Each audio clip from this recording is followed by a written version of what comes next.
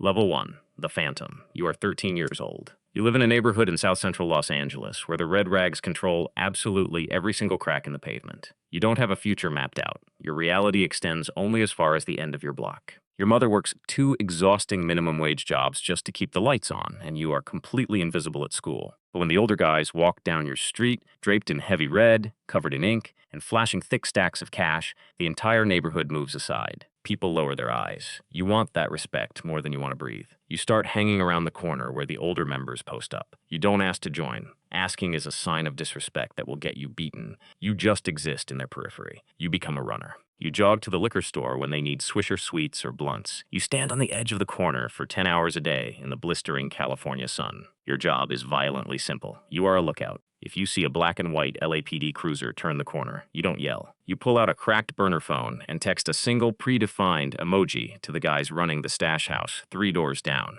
You don't ask what is inside the house. You don't ask how much money is moving. You make absolutely $0 for this work. This is the testing phase. They are watching you to see if you are a liability. When a school resource officer asks you why you are hanging around with known gang affiliates, you stare at your shoes and say nothing. When a rival gang rolls through the intersection throwing up signs, you don't flinch. You are waiting for the day they finally look at you and call you something other than little homie. You are waiting to matter. Level 2, The Blood Inn. You are 14, and you have proven that you possess the ultimate currency of the streets: silence. You have not snitched, and you have not run. One night, the neighborhood OG pulls you into a dark, dead-end alleyway behind a liquor store. The air is thick with the smell of cheap weed and exhaust fumes. There are a dozen older members standing in a tight, inescapable circle. You look at their faces, and you know exactly what is about to happen. You want this, but your heart is hammering against your ribs like a jackhammer. This is the initiation, the put-on. It is a brutal, agonizing physical test. You step into the center of the circle, and the count begins. For a continuous, agonizing stretch of time, every man in that circle attacks you simultaneously. Fists crack against your jaw. Heavy boots drive into your ribs. You fall to the concrete, but you are not allowed to fight back. You are not allowed to cover your face. And above all, you are not allowed to cry out. You taste copper and dirt. Your vision swims and blurs into a red haze. Every bone in your body screams in agony, but you force yourself to stand back up. When it finally stops, you are bleeding heavily from your mouth and nose. The OG steps forward, grabs you by the back of the neck, and pulls you into a tight embrace. "Welcome to the set, blood," he whispers in your ear. They hand you a red bandana. They give you your street name, a moniker that permanently erases the boy you used to be. You are officially initiated. Blood in, blood out. There is no resignation letter. You belong to the set for the rest of your natural life. Level 3, Young Gangster. You are 16 years old. You are no longer standing on the corner waiting for instructions. You are actively moving the product. The set controls the local drug trade, pushing heavy volume through the neighborhood.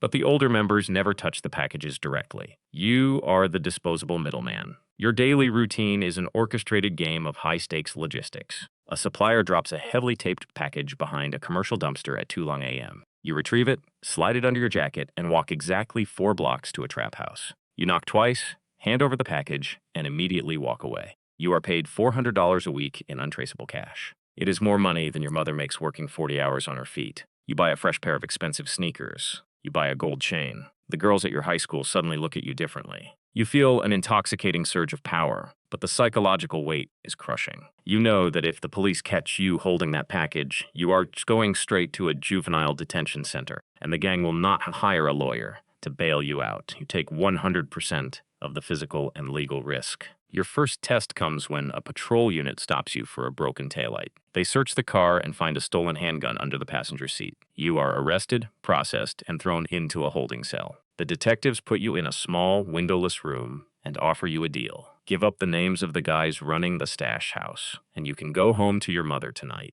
You sit in that metal chair, stare directly into the detective's eyes, and do not say a single word. You do your 18 months in county lockup in total silence. When you are finally released and walk back onto your block, the older members throw a massive party for you. You have earned your stripes. You are no longer just a kid. You are trusted. Level 4, The Enforcer. You are 19. You have done your time, and you have proven your absolute loyalty. The grunt work of moving packages is beneath you now. You are promoted to an enforcer. Your job is no longer logistics. Your job is pure, unadulterated violence. The set is a business, and like any business, it must aggressively protect its territory from competitors. A rival Crip faction has started pushing into the northern edge of your neighborhood, selling product on corners that belong to your set. They are testing the boundaries. The OG does not negotiate. He gives you a look, and you know exactly what it means. You and 3 other riders pack into a stolen, tinted sedan late at night. You are holding a heavy, untraceable semi-automatic weapon. Your hands are sweating, but you cannot show an ounce of fear.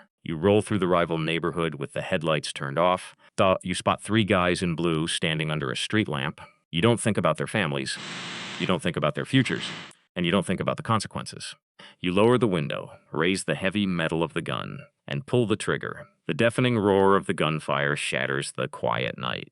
You speed out of the neighborhood before the first police sirens even begin to wail in the distance. You go back to a safe house, strip off your clothes, burn them in a metal barrel, and wipe your hands with bleach to destroy the gunshot residue. You watch the local news the next morning. There are no suspects. You change the channel and eat your cereal. The first time you pulled the trigger, your hands shook for an hour. By the third time, you felt absolutely nothing. You have successfully completely detached yourself from your own humanity. Level 5, the OG. You are 24. In the hyper-violent world of street gangs, living to see 24 means you are an ancient veteran. Most of the kids you grew up with are either buried in a local cemetery or serving life sentences in state penitentiaries. You have survived by being ruthless, quiet, and deeply calculating. You are now an OG. You run your own block. You do not do drive-bys anymore. You have dozens of younger YGs and riders working directly under your command. You are a neighborhood manager. You dictate exactly which corners your dealers are allowed to stand on, what prices they charge, and how much they have to kick up to you at the end of the week. You enforce absolute discipline within your ranks. If a younger member starts getting sloppy, flashing too much money on social media, or skimming profits from the package, you are the one who handles the correction. Sometimes that means a brutal physical beating in a backyard. Sometimes it means making a phone call that ensures they disappear completely.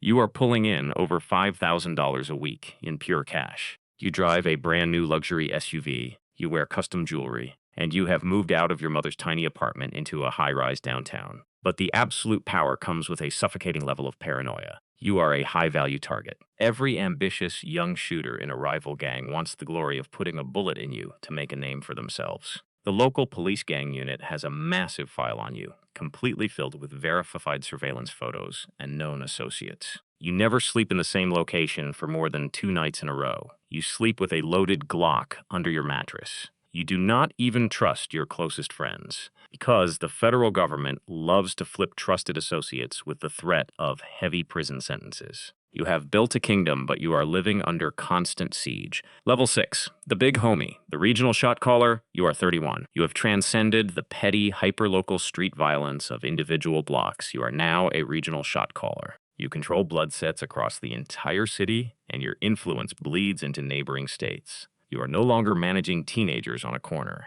You are running a massive, multi-million-dollar corporate enterprise. You do not buy product from street-level dealers. You negotiate directly with the Mexican cartels for massive wholesale shipments of cocaine and heroin. You sit in expensive, dimly lit restaurants and broker supply chains that flood the streets with narcotics. Because the gang generates millions of dollars in illicit cash, you have to become a financial architect. You open legitimate businesses, barbershops, independent record labels, and auto repair shops. You filter the drug money through these cash-heavy businesses, washing it clean so you can buy real estate and luxury assets without triggering IRS audits. But operating at this level means you are no longer fighting local beat cops. You are fighting the full, terrifying weight of the Federal Bureau of Investigation. The FBI has established a dedicated joint task force specifically designed to dismantle your entire organization. You know they have wiretaps on your phones, so you never speak a word of business over a cellular network. You hold your meetings in loud, crowded public spaces or sweeping outdoor parks where directional microphones cannot pick up your voice. You manage a delicate, highly volatile peace between fractured and aggressive subsets of your own gang. It is a game of high-stakes diplomacy. You are generating $40,000 a week, wearing bespoke clothing, and living in a gated suburban mansion. To your wealthy neighbors, you are just a highly successful, quiet entrepreneur. They have absolutely no idea that you command an invisible army of hundreds of heavily armed men who would burn a neighborhood to the ground if you gave the order. Level 7, the prison empire. You are 36. You always knew this day was coming. The FBI spent 5 years meticulously building a massive, bulletproof RICO, racketeer-influenced and corrupt organizations, case against you. They flipped your accountant. They flipped your oldest friend. In a sweeping pre-dawn raid, Heavily armored tactical teams kicked down the doors of your mansion and arrested you in front of your family. The trial is a media spectacle, and the evidence is overwhelming. You are sentenced to 30 years without the possibility of parole in a maximum security federal penitentiary. But in the twisted reality of gang culture, prison is not the end of your career. It is simply a change of office. When you step off the armored transport bus into the maximum security yard, you are not treated like a criminal. You are treated like royalty. There are hundreds of Bloods inside this facility, and they all know your name. Within 48 hours, you are officially designated as the yard caller. You are the supreme leader of the gang inside the concrete walls. You control absolutely everything that happens on your cell block. You dictate which inmates pay extortion taxes, which inmates receive protection, and which inmates get stabbed in the shower for showing disrespect. But your power extends far beyond the barbed wire fences. You control the massive prison black market, overseeing the flow of narcotics, weapons, and smuggled cell phones brought in by deeply corrupt guards. You use these smuggled phones to continue running the streets. Your wife visits you on weekends, speaking to you through thick plexiglass, passing coded messages back and forth. If a member on the street is cooperating with the police, you make a single phone call from your cell, and 3 days later, that informant is found dead in an alleyway. You rule an empire of violence from inside a cage. You possess absolute authority, total respect, and lethal power, but you do not possess the ability to walk to the refrigerator and get a glass of cold water. You have traded your entire life for a throne inside a tomb. Level 8, the Ghost. You are 45 years old. The federal government has finally realized that keeping you in a standard maximum security facility is completely useless because you are still actively orchestrating murders on the streets. They make the decision to completely erase you. You are placed in heavy iron chains, loaded onto a secure transport plane, and flown to a federal supermax facility, a place like ADX Florence. The intake officer does not look at your face. He has processed hundreds of dangerous men just like you. You are ordered to strip, bend over, and cough. The absolute humiliation is the entire point of the process. They take your clothes, they take the photo of your daughter you kept through the trial, and they hand you a brightly colored jumpsuit. You are led down a long, echoing concrete corridor and locked inside a soundproof cell that is exactly 6 by 9 feet. There is a concrete bed bolted to the wall, a toilet with no seat, and a tiny slit of a window that shows nothing but a patch of gray sky. You are in solitary confinement. You are locked in this tiny freezing box for 23 hours a day. You have exactly 1 hour for recreation in a separate, slightly larger metal cage. There are no smuggled cell phones here. There are no corrupted guards to bribe. There are no loyal soldiers to command. The isolation is absolute, crushing, and designed to break the human mind. The days blur into weeks, and the weeks collapse into years. You lose track of time. Your body begins to fail. Your back aches constantly, and your teeth begin to rot. You sit on the edge of your concrete bed and think about your mother, who died while you were inside. You think about your daughter, who has grown up, gone to college, and stopped bringing her child to visit you because she doesn't want him to see his grandfather behind reinforced glass. You realize the ultimate, devastating truth of the gang life. The set promised you brotherhood, money, and power, but it was always a lie. You gave them your youth, your freedom, and your soul, and what did you get in return? A 6 by 9 foot concrete box where you will spend the rest of your natural life waiting to die.